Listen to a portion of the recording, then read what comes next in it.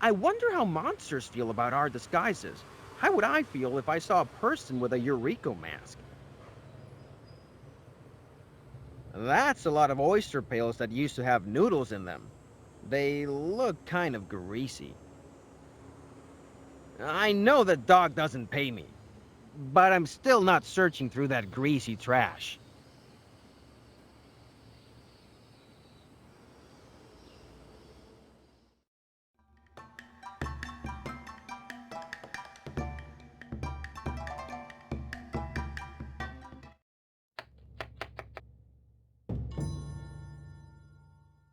A nauseating amount of sticky animal grease. Oh, that smell! I can feel it on my tongue!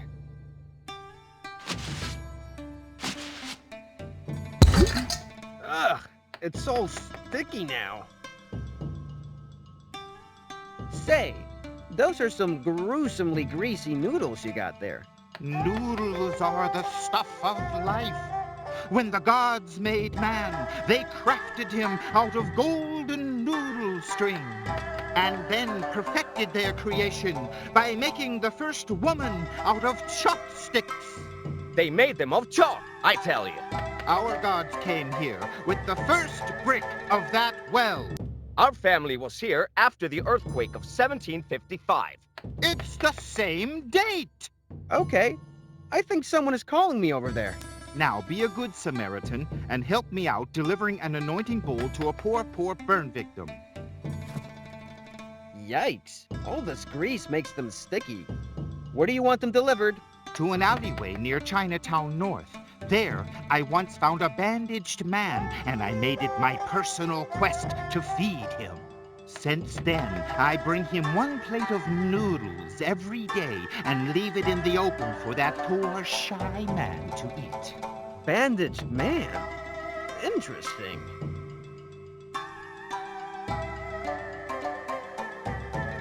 There's an inscription in the brick that reads, "This is the first brick of Chinatown, put here after the 1755 earthquake." I wonder what wacky item I will need to loosen this brick and take it. Well, that was anticlimactically easy.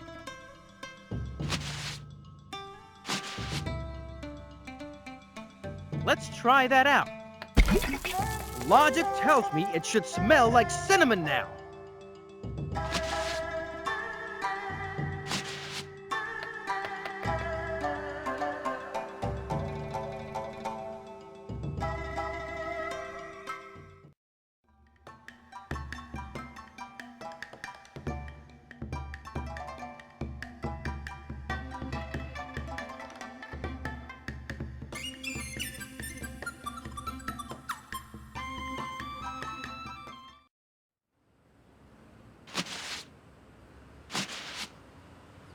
I could use this box to bait him out and track him. I think here is the best place. Oh, gee. I'm going to leave these tasty noodles laying on the floor for a while. I just hope no one steals them. Now I just have to wait.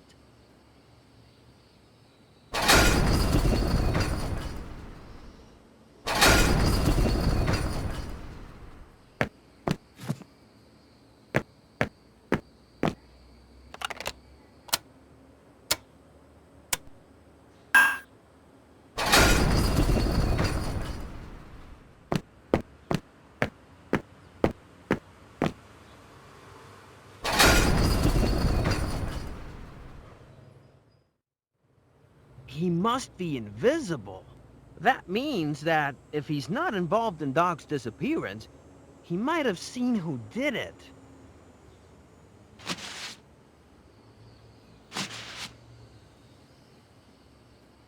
A numerical pad behind a hidden brick sounds a little paranoid. But I guess that, if I was an invisible man, I would also want to avoid people barging in, thinking the place is empty, when I'm actually inside naked.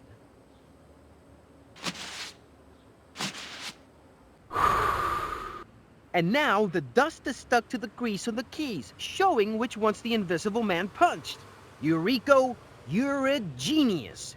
How come your greatest accomplishment so far has been to earn second place in a pizza delivery race?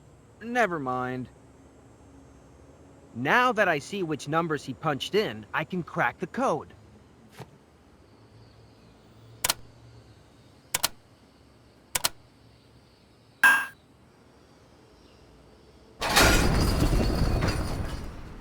All right.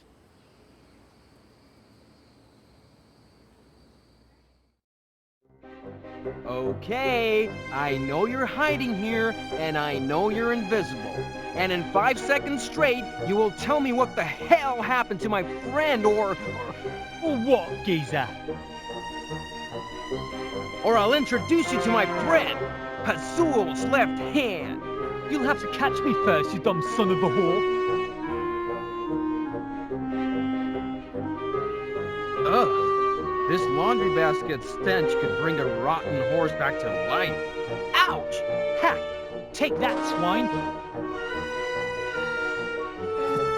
Why do I keep picking up disgusting stuff? What's wrong with me? Ouch! Had enough, pig.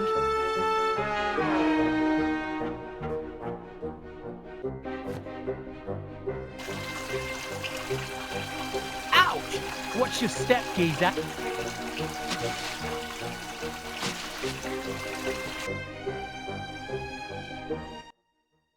I can see your dirty feet on the water now. Oh, shite.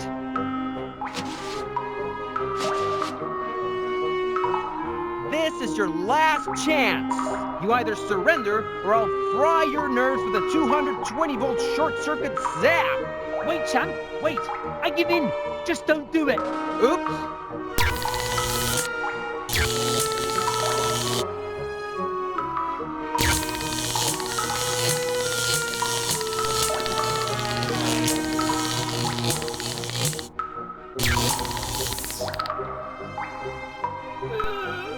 Sorry, my hands are just slippery with all that damn grease. Oh, pal, you punched my lights out for a moment. I can still see stars. Why did you have to do that? Well, it's not like you were cooperating. We want to know what happened to Dog Mendonça. What did you do with him? You're wasting your time. I know nothing. I know my rights. I don't have to tell you a stigma on the cock shit. Yeah, well, why did you kill the man upstairs? That's clearly the reason why you and Dog were there. Kill him? I didn't do it, pal. You're pointing your finger to the wrong person. If you didn't kill him, why were you in the motel in the first place? What kind of ass-backwards question is that? I work there. There's not much more to it. He's not cooperating. I need to know what he's hiding. Even if he's not a real culprit, he does know more than he's telling. Maybe he's got some key information on what's going on. What did you do with Dog? Where is his body? Whoa, pal. Way to jump to conclusions. Who told you he was dead? That's not what happened. Well, if that's not what happened, you must have at least seen something. Do I look like his babysitter? He probably got in trouble for not minding his own business. Very much like you. Ouch! What was that for? To cut the crap. My friend's life is at stake. Now, tell me everything you know. All right. But I don't know much. And even if I told you what I know, you still wouldn't believe me. Look, he was probably sniffing after the owner of the motel. The guy was under some really bad mojo. The lights went dark and, in a moment, your man was suddenly gone. Poof, just gone. Maybe it's something to do with the owner. Maybe it was... It was what? Nah, I don't know. It's not like any explanation makes sense or makes me seem more innocent. Well, at least that's something. Why did you kill the man upstairs? The man upstairs had a name. He was called Roger. And I didn't kill him. So stop pointing with your finger and stick it deep up your ass. Well, if you didn't kill him, why was Dog investigating you? If I did kill him, why didn't he apprehend me at first sight? That's actually a good question. Maybe Dog didn't know it was you. But you're still our only suspect. Well, maybe you should start looking around for someone else. Yeah? Like who? Like I said, you are the only suspect. Have you tried talking to the other ones? Which other ones? Well, Roger was visited by two men, once every month. He would get all real nervous when they showed up. But it wasn't the only thing that made his hair stand up in the back of his neck. There was also this curse he would bring up once in a while, especially on stormy nights. Something of his past was chasing him, but I can't really tell you what. And can you tell me at least who these men that came to him were? Sorry, mate, but you're on your own. I don't know feck all about it. I knew it was something shady, so always minding my own business just to avoid this kind of interrogation. Well, this actually gives me something to work with. What were you doing exactly at the motel? What kind of ass backwards question is that? I work there. It's not like I... It's not like you what? Nothing. What else could there be but work? I don't know. Why don't you tell me?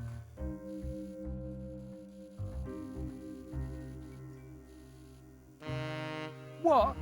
You think there's something else? Well, there isn't. Stop it, pal, and quit staring at me that way. All right. I admit it. I work at motels because there are many perks to a guy like me. I can go into rooms without people noticing me, and I get my kicks from spying on them. I also take stuff from them from time to time. I also rub their toothbrushes over my stuff. Was that any of your freaking business? I wanted to know something more, but I don't think I wanted to know that much. All right, I think I heard enough. I will tell you what I think happened. You were doing your business, stealing stuff from other people, when the owner, Roger, caught you. That's when you killed him, because he knew too much. Then, Doc came in to investigate the crime scene, and you had to do away with him too. I already told you. It had nothing to do with me. Yeah, you talked about two other men, but can anyone testify their existence? Right now, it is only your word, and on a very flimsy trail. Why couldn't it have been your boss who killed him, and then cut loose? My boss was in a cage, remember? He couldn't have killed anyone. Look, I know how this looks. Even if I told you, you still wouldn't believe me. You keep saying that. Try me, because just like you said, this doesn't look good for you. Well, I told you already that I usually use my peculiar talents to spy on people and steal some things from their room. Motel Romero was no exception, but it was the crappiest place I've worked in. Almost no customers, never ever. And the few that came were scared by the owner. It's not that he was trying to be scary, but he always came up as a weirdo. Most of the times he was a pompous buffoon, but from times to times he would get downright creepy. He was obsessed with gypsy curses and immediately scared off anyone that came through the door. I didn't make much of it. Any monster with 2 fingers of forehead can tell you that there is no such thing as a gypsy curse. So I paid no attention. What about the 2 men? Were they regulars at the motel? The 2 men never stayed at the motel. They came to visit my boss once a month. Roger would get all jittery when they appeared. I don't know who they were, but his obsession with gypsy curses would skyrocket when that time of the month came. After dealing with this shit for some time, one night I went into his room to learn the combination of his strongbox. As I suspected, there was nothing of value there, just some old photos and a bust. This was the photo. It's just a picture of him when he was young and some broad. It's really old, 30 years at least. He was not even fat back then. He was even pretty buff. So I took the photo and kept it. I guess that if it was in a strongbox, it should have some value to him. That's Nadia! Just like she looks today. Maybe that's what's chasing him. His gypsy curse. But how is that possible? A couple of days later, I was minding my own business when I saw a thing that was not supposed to be. Her. She looked as young as in the picture I had. A woman with eyes of glimmer green, the shrilling voice of a shattered soul, hair as black as a tattered night. The ghost of the gypsy curse. It simply could not be. The curse was real. The ghost was real. And it was after him, for when I climbed the stairs, all life had escaped his body. No wound, as if he had just been drained. And when your boss appeared, she came back. Through the flicking lights, her skin gave a moonshine glow. My heart stopped. And when she was gone, so was your boss. Let's say I believe you. I still have one question. Why did you lock me behind the door? That wasn't me, pal. I had the shit scared out of me. Almost literally. But I was too busy getting naked and getting out of there, hiding in the trunk of your car. Well, I think that's it here. I can't believe I'm saying this, but I'm going to interrogate old dead Roger about this.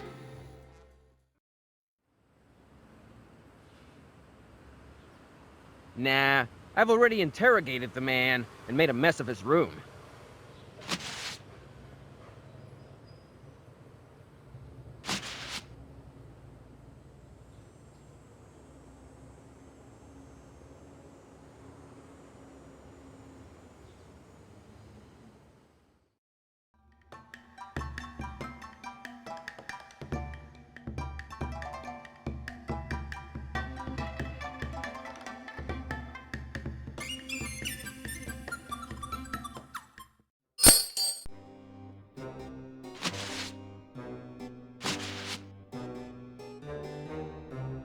Would you care to trade this fine and shiny old brick for your old and dusty silver chain? Are you trying to make me laugh? No! It's an ancient brick! An historic brick! Don't talk sweet me, boy. Now let me look at that. You must have some gonads to steal this and bring it to me. Mighty fine. You got a deal. Heh, I can't believe that worked. What you saying, boy? Nothing. But I feel like a dork for exchanging that brick.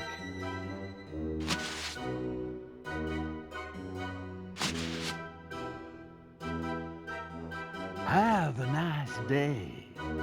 And do come back when you have some money. Thanks. Bye for now, I guess.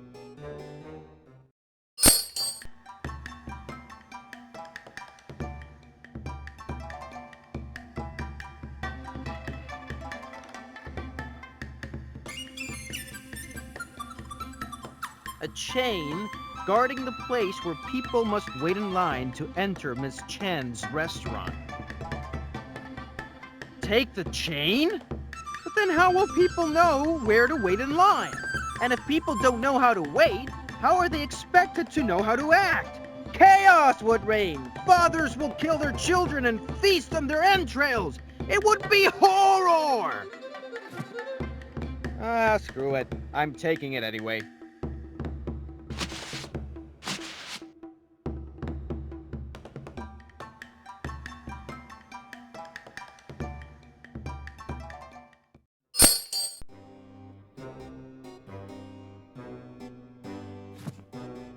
It'll come in handy. I should take a glance now, write down what I need, and maybe buy it later. Ha! I said buy it. With my salary. Good one, Eureka. Good one.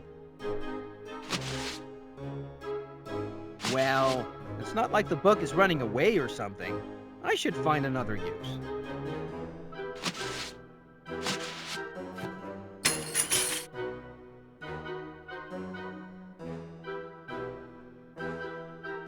Have a nice day. And do come back when you have some money. Thanks. Bye for now, I guess.